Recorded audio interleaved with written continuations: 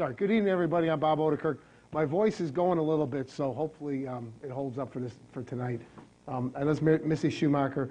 I guess we'll give you a brief rundown of municipal government, how it works, and I guess what the purpose of it is. And then I'd be happy to field questions, especially. It may help with the speech a little bit. Basically, if you think about why is there city government, there's three or four main components of city government. We provide police protection, we provide fire protection and ambulance service, we handle the streets, and we handle water, clean water. So those are the four core functions of city government. Obviously, especially in a city like Joliet, there's a lot of other things that government ends up doing. It becomes a real tug of war between the four main things that city governments are supposed to be there to provide for and all the other things that it's easy to fall, I think, into the trap that other things that you want to do with taxpayers' dollars.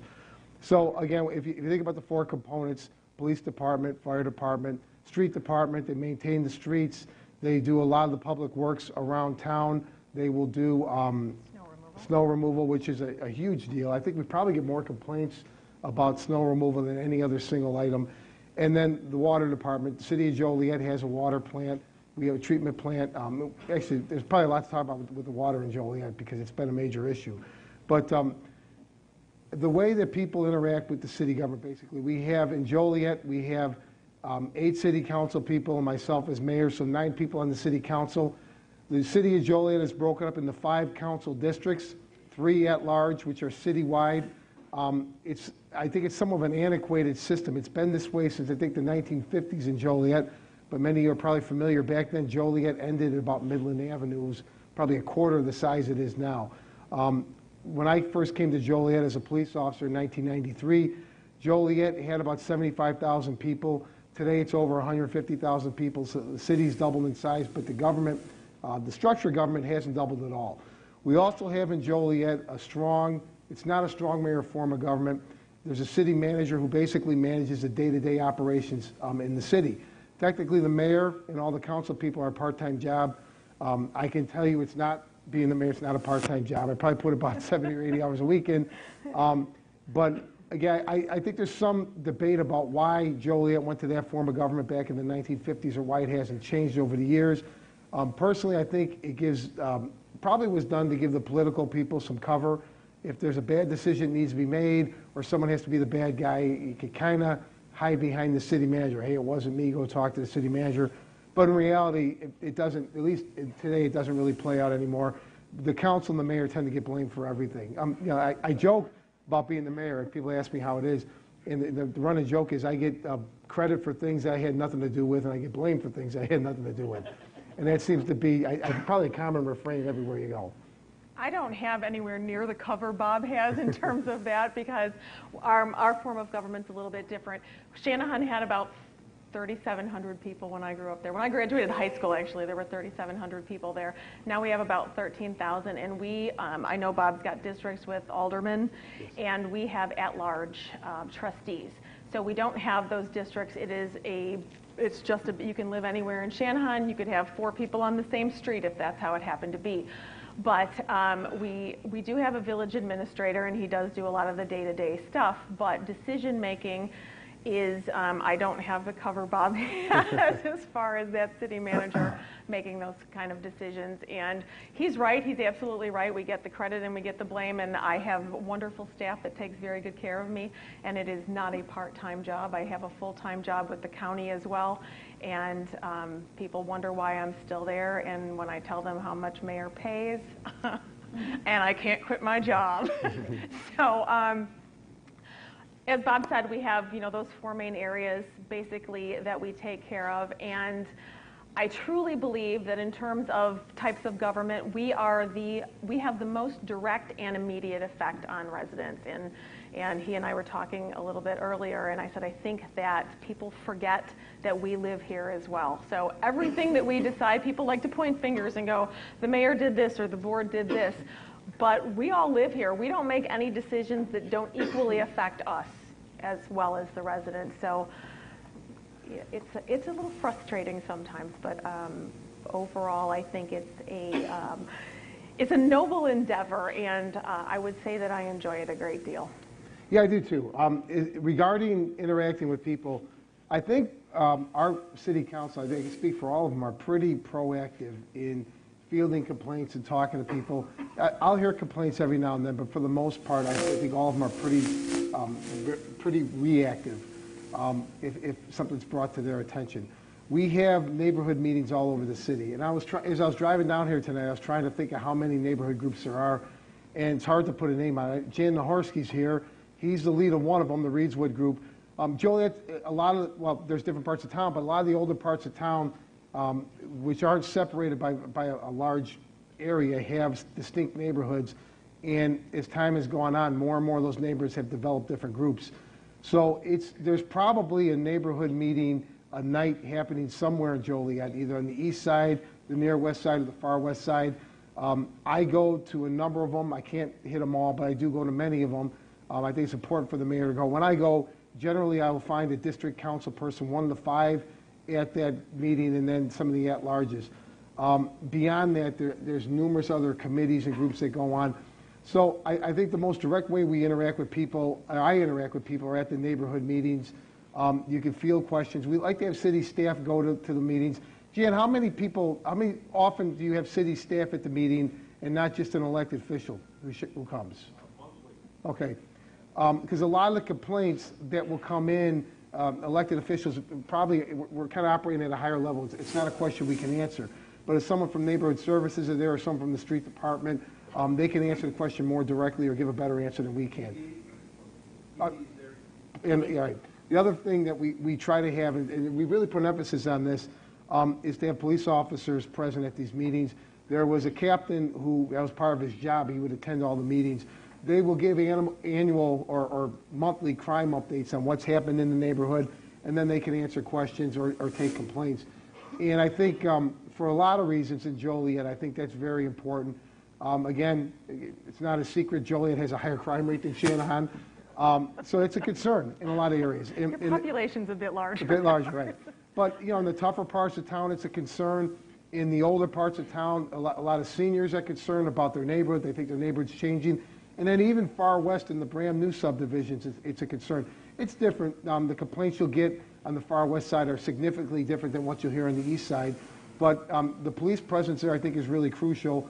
And I think it's important because it does try to knock down the barrier that exists between the police department and average people. A lot of people still don't think police are accessible, or maybe are shy away from trying to have a conversation with them or getting to know them. So it's played very well in Joliet, but that would be the immediate way I think that I interact with people almost on a daily basis. And I agree completely with Bob. I think although we do have a lower crime rate than Joliet, that's a whole different animal. And no matter where you are and no matter how safe your town is, there's still drugs, there's still violence, there's still all of those things, maybe on a smaller scale, but we do have them as well. So it is important for me that our police officers, and not just our police officers, but our village board members and our administrator and all of our department heads, that they have other involvements in the community as well. Some of them serve on service organizations and they attend those homeowner association meetings. Sometimes you have neighborhood watch meetings. School resource officers, we want them to be visible, especially our police officers, for the same reasons, to be visible, to be accessible. Community policing has made an enormous difference in our village over the last probably 10 or 12 years. We encourage our police officers to get out of your squad cars and talk to people. You have to be accessible, and I do as well. I'm always accessible to people, and as Bob said, I obviously don't have the expertise that my director of public works has or my director of community development has, but I am happy to answer what I can and then direct you to the person who does have the specific answers that you're looking for. Yeah, I'll go back to community police in a minute. Mm-hmm. But beyond those meetings, then there are committee meetings, committees of the council. Those are always published. There's the Open Meetings Act. It's an Illinois statute that we have to follow. If there's 3 or more council people present discussing city business, it has to be advertised beforehand and published, public notice so that people know that there's a meeting going on. Those meetings are recorded. Some are played on local television on Channel 6, but they are recorded and they are accessible on the City of Joliet website. So you can go on after the meeting. You'll see a Public Safety Committee and it won't be videotaped, it'll be recorded. You can hear the meeting, hear what happened. We also then have city council meetings. We had one Monday and Tuesday this week. It's on the first and third Monday and Tuesdays of the month. The first meeting, the pre-council, means more of the workshop. That's where a lot of the arguments or debate will happen over an issue. The second meeting is more formal. It's where the votes occur. The Monday meetings, when I came on the city council 6 years ago, happened at 3:30. The council voted about 4 years ago to move those back to 5:30, so there'd be more accessible. People who are working could get to the meeting if they want to speak on an issue. And then our regular city council meetings are at 6:30.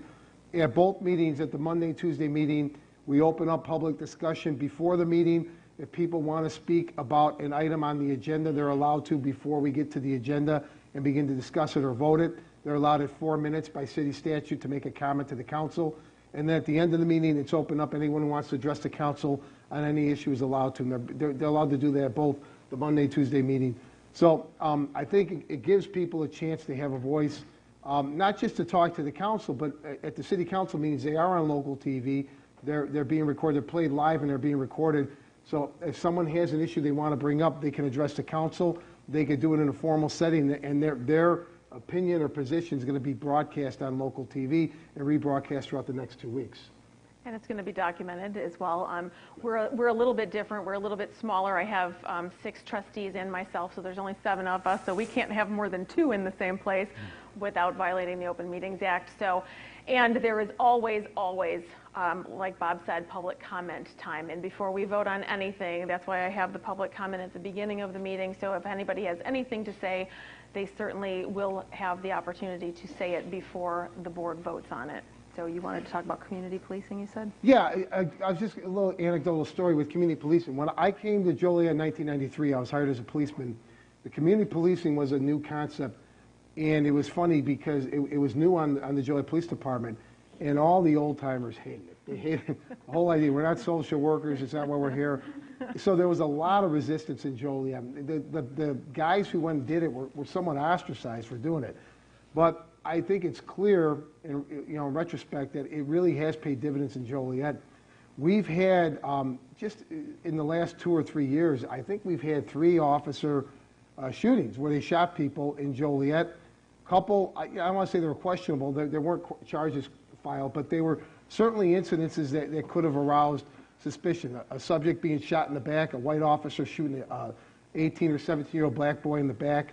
And I think because of community policing and because of the years of relationships that were built up, not just by the people, but I think importantly by the leaders in the minority communities in Joliet, we haven't, knock on wood, we have not had the problems that you've seen in other parts of the country. My younger brother's a policeman in St. Louis, so I was just talking to him last night about what's going on in St. Louis. This has been going on for 2 years now, starting with Ferguson.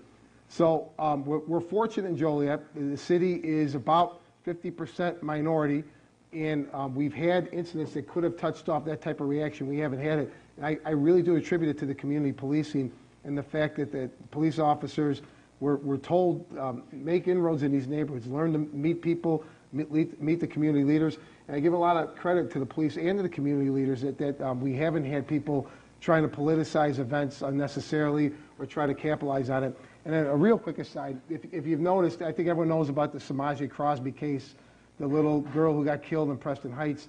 There's been protests in downtown Joliet the last 2 weeks. It's a preacher I never heard of from the city of Chicago that's come out to Joliet to lead the protest. You don't see Joliet elected officials or Joliet clergy involved in this, at least not yet. So again, I'm going back to community policing, but I think it's important. Even though it wasn't popular when I was a young policeman on the department, I think it's really paid dividends. And I think there's a pretty fair relationship between the police and all communities in Joliet, which is important. And I think there's a misconception because there's so much negative press out there that people think that everybody's against police officers. And by and large, especially in a small town, where getting out of your squad car and having those relationships with people, everybody knows everybody else to some extent.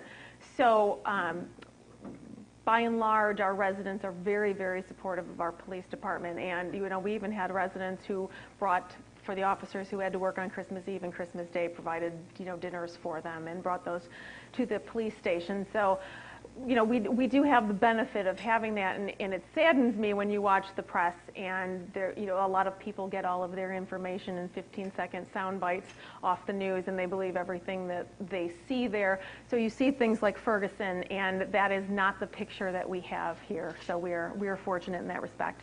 Yeah, and I do knock on wood, because I guess it could always change. Yes, it could.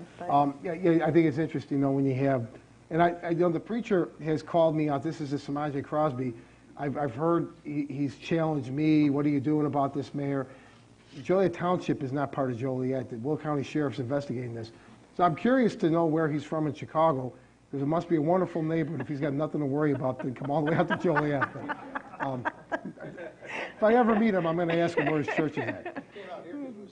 Yeah, he came out here because the TV cameras were out here, right. Which is unfortunate. Right. He's probably from Englewood or Roseland, right?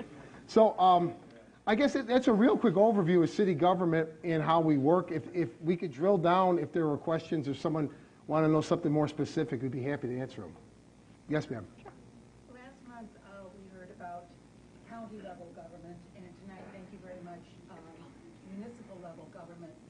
In between, there is something called township government. Yes. I don't really understand what it is. I've been told that at one time in our history it was necessary. Communications were slower, but is it still necessary today? Yeah. Or could you maybe just give us an idea of its purpose? Real quick. Go ahead. We were told to repeat the question. The question was about township government and what's its purpose in Illinois. Is it still necessary? I think that there was a time when it was probably more necessary because there were so many rural areas and so much open space that was in unincorporated areas. There were, you know, big distances between municipalities, so the counties were split up into the townships, and they did a lot of road work. I have the great fortune, I have a very good working relationship with Channahon Township. We do have, you know, some areas that are still unincorporated, so there are people that are Channahon Township as opposed to Village of Channahon, but the township has participated in our bike path program with, you know, giving us money of their the tax dollars that they collect to make bike paths throughout Channahon, and we share equipment and things like that. So do they still have a purpose? Yes. But I think that has shrunk a lot because as towns spread, they take up more of that unincorporated area. Yeah, in Joliet, Joliet Township, I really can't speak for what their role is. Obviously, the city is 150,000 people in Joliet, and city government covers that, and Will County is the backstop for some of the any unincorporated area. I do know, I believe Illinois is the only state in the union that still has the township form of government. So I know that the Joliet Township has snow plows, and they will plow streets outside of the city. They run the animal control facility in Joliet. They're responsible for, and then I believe they're also involved in giving vouchers out to homeless people that are in Joliet. Ours does a lot of senior services as well. Yeah, so those are the functions that I know that they do. Beyond that, they probably could speak better than I could. Thank you. Sure. Yes? Way in the back. Curiosity, since Roberts has made Illinois a sanctuary state, does that have any impact on local jurisdictions around there? The question is about Illinois becoming a sanctuary state. You're probably, Yeah, from a legal standpoint, you're I got probably a story better about out. that. Yeah, after President Trump's election, there was a growing movement in Joliet for Joliet to declare itself a sanctuary city. Joliet's about 30% Hispanic, and we know there's a large undocumented population in Joliet. I don't know how many, but we know there are a lot. So we ended up holding a town hall meeting on the east side at Mount Carmel Church, probably about 1,000 people there. There were activists from outside Joliet that was there. Telemundo was there, and a couple of the other Spanish stations were there. And the city council had it. I held the meeting with the police chief. What we told the people, and the meeting went well in Joliet. It was kind of an iffy night. I did not know how this was going to be received. But we said that nothing was going to change in the city. Our police department does not go out enforcing federal laws. If you don't pay your taxes, you got to deal with the IRS, not the Joliet Police Department. That's the way we've always approach any federal issue. It hasn't changed before or after the election. On the other hand, If INS comes to Joliet and says we're going to do a raid on Collins Street, our police are not going to stand down or not going to not cooperate with the authorities. We were going to follow the law. That's what we told people. I thought it was an unpopular message, but that community responded very well. I think they appreciated that we came to talk to them and that we met with them, and basically this is where we stand. So we haven't had those issues in Joliet. Now, since Governor Rauner passed that law, I'm an attorney now. I don't know how to enforce any of this. I don't understand how a state can opt out from federal law. I think that's what started the Civil War back in 1860 when states said they were going to do that. So I don't know, and I think quite frankly a lot of people are scratching their heads. I don't understand how the mayor of any city could say we're not going to follow the law here in Chicago or Seattle or Joliet. It's beyond me, and maybe the Attorney General is going to do something to these people. I don't know.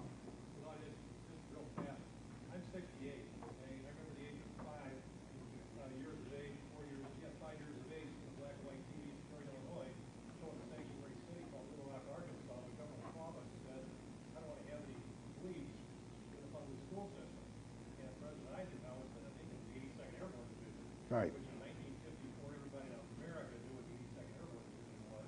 Parents called it World War II or Korea. Okay, at home. Right. And that is sanctuary cities. And I guess it comes down to, I guess you have to worry about getting state funds cut off if you don't belong to the state. I'm not getting it. No. But this is federal law. Well, and a lot of state funds are funneled from federal funds, so the federal money comes down. So I guess if the state were to take that stand, they could risk federal money as well. And as for Channahon, my Hispanic demographic is in single digits, so that really hasn't even been a question for us. We don't. It's just not an issue. Yeah, it was an issue for us.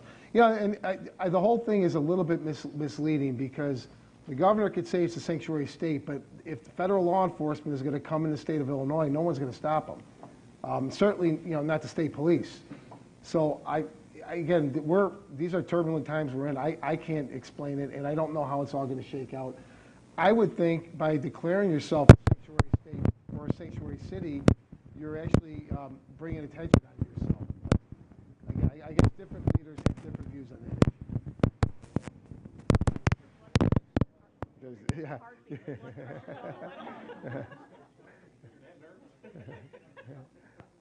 I get red too. Yeah.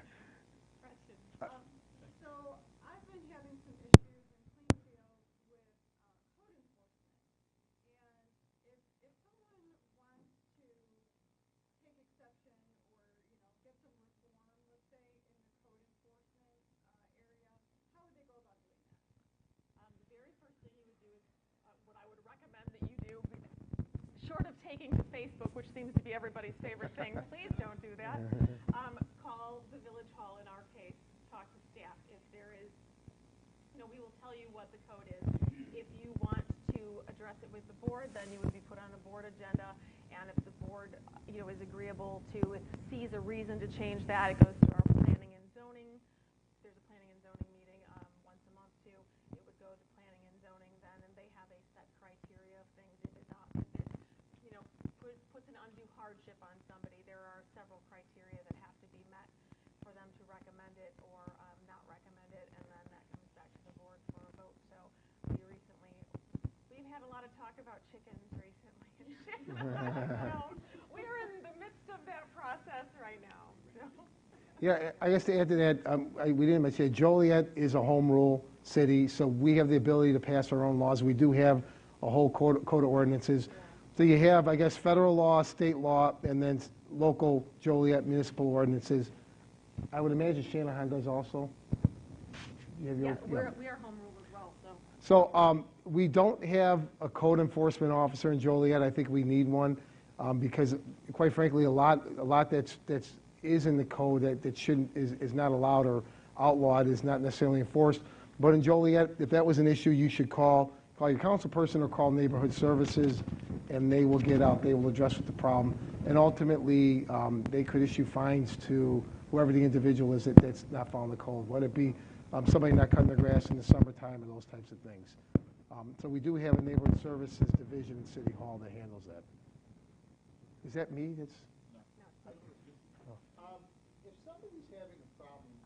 other local organizations, no other government. What do? I wanna do something, and you're, somebody in your area says you can't do that. How do you deal with people having issues? Who do they go to? So are you talking about if somebody has an issue with a council member or with me personally? or an ordinance? Whatever. I've got a problem with the way the village is being run. How do you interface with them? Is there an individual people call if they're having a problem? Well, I think there's a few things. I mean, you're seeing it right here with North Point, right? There's people in this area are not in favor of this, or some people aren't. So they're active. They've organized themselves. I think they're attending city council meetings and they're speaking out. I don't know what's being done beyond that, but we've had where people pass petitions and they'll present a petition to the city council on something. I think ultimately, if the council doesn't agree with you, or if you disagree with the position the council's taken, the ultimate remedy is to run for office yourself. But certainly, I guess in Joliet, you need 5 votes to get something passed. So if you were advocating a specific position, like allow chickens in residential areas, you would reach out to individual council people and try to get the support of at least 5 people in the city council who will agree with you, introduce the legislation, and then see it through and pass it. Vote for it. I think the first thing that you need to do is attend some board meetings. If you're not, I tell people this all the time. We have, and Joliet's significantly bigger than we are. I literally have 2 senior citizen women who show up regularly. Then, upon occasion, there are others when they have an issue of their own, but I say that it is very difficult for us to operate in a vacuum. So if we don't have any input from people, if nobody comes, if nobody calls, if nobody eats, my cell phone number, my personal cell phone number is on my business card, so don't call me. But, it is my intention to be accessible to people. That's why we're there. We work for those people. And, but you have to be there. You have to get involved. You have to do something besides post it on Facebook and complain about it. So those are the probably most immediate things. And of course you can run for office, but getting involved and saying what you want to say and showing up and getting the accurate information is crucially important. Do phone calls matter? Yes. For me, for sure. Yeah, I return calls too. I think people are surprised sometimes that I call them back, but I do return phone calls. You really? Yeah, quite frankly, a lot of what gets reported in the media, it gets frustrating when you read some of the newspaper and it's half true or not even half. So I enjoy being able to explain my position or why I said what I did or took a vote that I did. It seems like people, again, I use the example of the sanctuary city, to be able to interact with people and deliver a message that they didn't want to hear, but I think they generally were appreciative that we stood up and they answered their questions and said, this is what we're going to do, this is what we're not going to do. So I enjoy being able to interact with people. I find it easier than having it being done through newspaper reports. And in terms of development and things like that as well, if we're making a decision, I'm happy to tell you why we made the decision that we made. Here's the information that we got, right. And here's what we're dealing with. Here's the pros, here's the cons, here's why we made this decision. I get that you're only seeing a small part of it. Please call me and I'm happy to tell you the bigger picture. I agree. How do you handle homeless people? Homeless people? Yeah, what's your procedure? Well, we're somewhat tied by it's not illegal to be homeless. It's not illegal to panhandle. We have panhandlers all over our city. It's not a good way, when someone's getting off I-80, that's the first thing they see is people on the corner. But what we found in Joliet, because of Catholic Charities, because of some of the shelters and soup kitchens, I think it's a very generous community. I also think it's become a magnet for homeless people. The police will tell you they deal with people not necessarily from the Joliet or Chicago area. There's people from all over the country that somehow find their way to Joliet. So it is an ongoing issue. I think it's important to care for people, but I don't think it should be tolerated where homeless people are going to choke off business in a downtown area or harass people coming and going from the courthouse or train station. So our police are pretty proactive with it, but again, it's a little bit of a slippery slope. There's only so much you can do. when you're dealing with that element. And for us as well, we have probably fewer homeless people. Am I still not on? I'm sure we have fewer homeless people, but we do have a list of resources, including Catholic Charities and all of our local churches. And so through the generosity of some charities and things like that, there have been occasions where we get a hotel room for somebody for the short term until something can be done for them long term. Okay. Mayor, Mr. Schumacher, Mayor O'DeKirk, thank you for taking time out to be with us here tonight. Thank you. Mayor O'DeKirk, can a full-time city of Joliet employee concealed carry with a proper concealed carry permit during work hours? I don't think we have any policy on that, one way or the other. Okay. I don't think it's ever been addressed.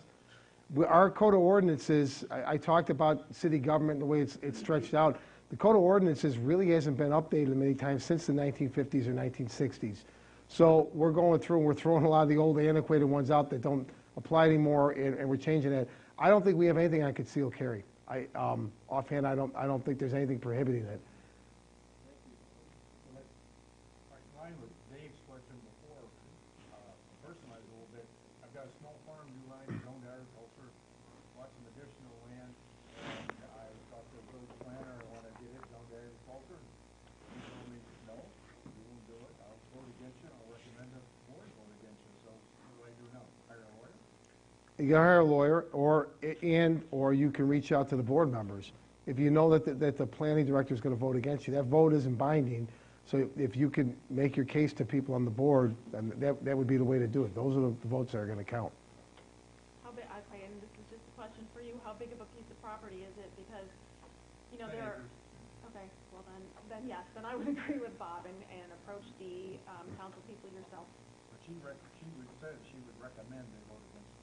She can, and again, like Bob said, we have a planning and zoning commission. There are 7 people on it. It is a non-binding decision, so we do count on them to some extent, but there is always the possibility that we could go against their recommendation. We had an issue 2 weeks ago where our it wasn't zoning, but there was a commission that recommended, it had to do with string lighting and LED lighting in Joliet. There was a recommendation to ban it, and the city council did not follow the recommendation. They voted 6-2 not to do that.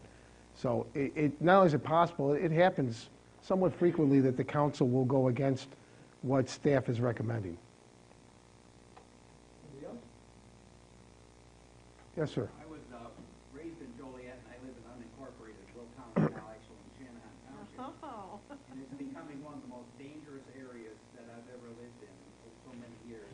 And that's primarily because of the decisions that come out of Joliet and Channahon relative to these distribution centers, truck terminals that are put up, and the roads are unworthy, they're not ready. And you go up Route 6, you go up Bluff Road, it's a nightmare. And we've had neighbors who teach school in Joliet or Naperville, they quit. They call it running the gauntlet, driving through Channahon. And the frustration and the unsafe conditions that are down in rural Will County, based on some of the decisions in Joliet and in Channahon, are really terrible, because you said that you're the first line defense for the common person living in a house.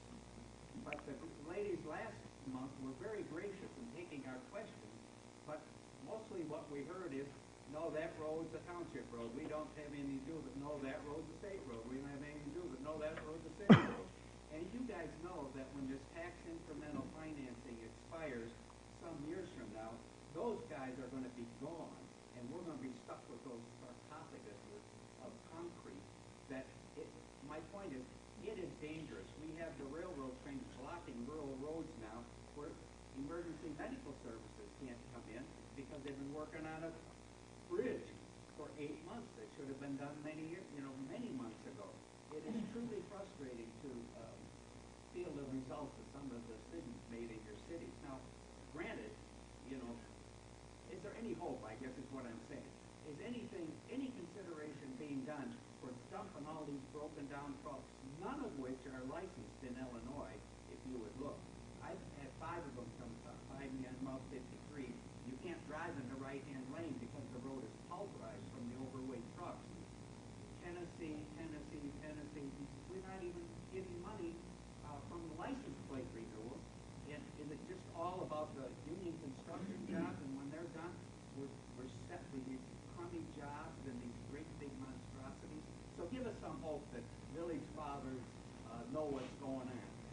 I'm actually happy to have the opportunity to specifically address this because it is Channahon, and what I said before about we are all residents and what we do affects us as well.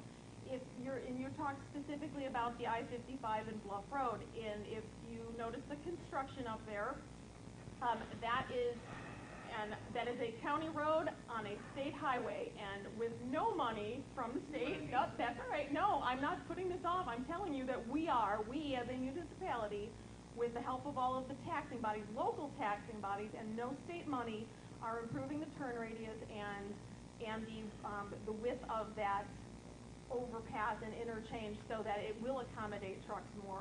And that Venture One project that is going on there, that is not in a TIF district. They are not getting a tax incremental funding with an IGA with all of the taxing bodies, including the county, all 11 taxing bodies that were affected.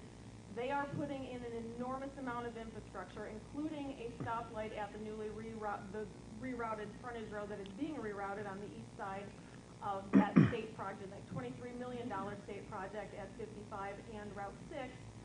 That state project did not include a stoplight. That was my deal breaker. And I said, no light, no project. So they are bringing water across. Joliet serves our sewer on that side of 55. But there are vast infrastructure improvements being done. The company that's building the warehouse that is going up over there now, they are fronting all of that money. And the IGA, with all of the taxing bodies, pays them back for the initial investments, stuff that we can't afford to do, and we could never do with, those are state roads. I can't stop trucks from driving on them. Whether they're licensed in Illinois or not, I don't have the ability to put up no truck signs. That's just not within my authority. Would I love to have no trucks? Absolutely. But that's not, everybody still wants Amazon to bring stuff to their front door. So we are doing what we can with the infrastructure and bringing the water over there and improving the roads and improving the intersection with a stoplight, and they are paying for all of that. And for that initial investment, they are getting paid back, but they are not getting a tax break. They are paying all of their real estate taxes, and some of it will go back to them to repay them for that initial investment that they've made. And as soon as that money is paid off, that investment is paid off, it will be strictly profit. Yeah, and you touched on a lot of points. As far as, essentially you're talking about Center Point in Joliet and in Elwood. The decision to bring that in was made about 20 years ago. I could tell you that there is constant friction between the trade unions and new developments at Center Point. They do not build, usually don't build 100% union. So it's not necessarily the case that it's just for union construction jobs. Regarding the traffic, I agree with you. The local roads were not built to handle the truck traffic that's in Will County and continues to come into Will County. I've been to Washington several times. Matter of fact, I'm supposed to go in 2 weeks. We are pleading with the officials, our elected officials in Washington, in a good way. We're saying, look what's happening in southern Joliet and Will County. This is the economic bright spot of the state of Illinois. There is new development here. There are new jobs coming here, more so than anywhere else in the state. However, our infrastructure needs help. We can't keep up. At this point, we're not asking for another lane on I-80. We're probably asking for 2 or 3 on I-80 to keep up with what's coming in. The Hobart Road Bridge, which you probably heard about, is going to happen. They're expecting to break ground early next year.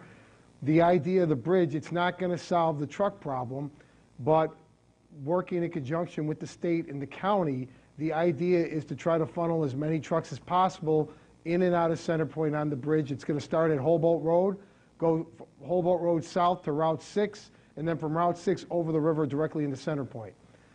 It's a public-private partnership. $21 million is coming from the state of Illinois to redo the Hobart Road interchange, make it a diverging diamond, much like what is on Route 59 and I-88, if you're familiar with the area. The rest of it's private money. It's $160 or $180 million of private money that's going to be used to build that bridge. Governor Rauner is touting as it's a success story. This is how he wants business to be done in Illinois moving forward, not just municipal funds or local or state government paying for these type of improvements, but having private business come in and get involved. personally, and I can't predict the future, but when you talk about everyone getting up and leaving, they're going to have $160 million invested in that bridge. I don't think they're leaving until they get their money back by collecting the tolls. When that happens, when the bridge is built, you're going to see, we can't control, as she said, truck traffic on Route 53. It's a state route. You cannot put weight limits on it. No local municipality can do it. So it's not just a problem for you. We have trucks blowing through downtown Joliet all day long. They're taking 53 up from I-55 through Romeoville, through Crest Hill. There's nothing we can do to stop those trucks. We could do it on local roads, and we do it. And you're going to see a lot more of that, I believe, when the bridge is built. Trucks that get caught. We don't plan on issuing overweight permits anymore. You're not going to be able to drive on Joliet roads. You're going to have to use a bridge. So it's not a solution, but I think it's an answer, or it's one step towards a solution. Bottom line is, though, this is the largest intermodal port in all of North America. Center Point's about 60% built out, so there's more coming. You may have North Point coming, which will double the footprint, and there's no question the local infrastructure can't keep up. And to piggyback on what Bob just said, when Bob asked me if I would publicly support the Humboldt Road Bridge project, my answer was, as long as you will support widening Route 6 to 4 lanes between that bridge and we're in our new interchange that will make Route 6 4 lanes over to East Manor Lane. I'm sure you know where that doesn't make sense to everybody, but I'm sure you know where Manor Lane is. The overpass construction will make it 4 lanes to there. And I know that there's a Will County Freight Advisory Committee that we both sit on, and that is one of its priority projects is to get that to be 4 lanes, because my concern was that between our new construction and that bridge project, if we have that small section, it's 3 or 4 miles at best of Route 6, it's only 2 lanes, it would be a natural bottleneck. Not only is it not built for trucks, but it's going to create a huge, and that's my way to work and back every day too. So we certainly do think about those things, and we are well aware that the infrastructure is not, up to what it should be or what it needs to be to support the truck traffic, but we are definitely working on it. I do think one other solution long-term to this would be the Ileana Expressway.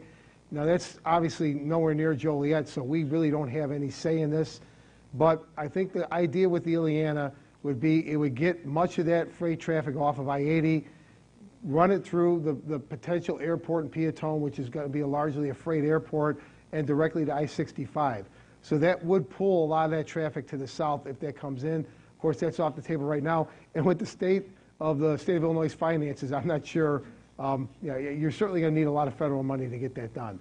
But I do think that that's what the planners, the Will County planners, not necessarily Joliet or Channahon, that was their intent with the Ileana, to pull all that freight traffic to the south. Well, we have the fortune, or I guess maybe the misfortune, of being at the crossroads of 55 and 80. We are, the target of the Midwest for both of us. And right. That's where we meet. Well, you have the 2 expressways. You have the river.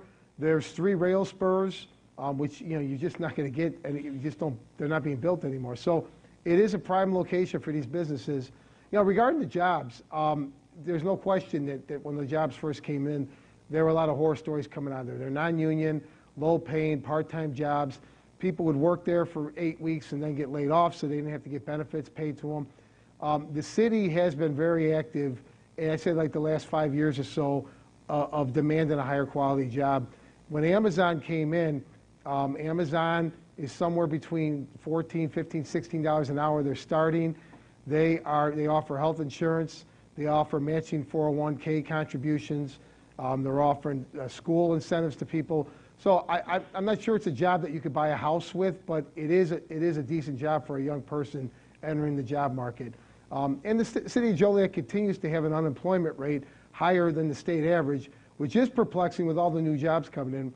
But so I think, yeah, you can figure that one out. But I think some of the issues, a lot of the issues that you touched on, they haven't been solved, but they are being addressed at the local level. Just one last comment. Yes, sir. The quality of life of the residents is suffering. Right. Absolutely. Thank you. We agree. Anybody else? Okay. Thank you. Well, thank you. Thank you. Thank you, Paul.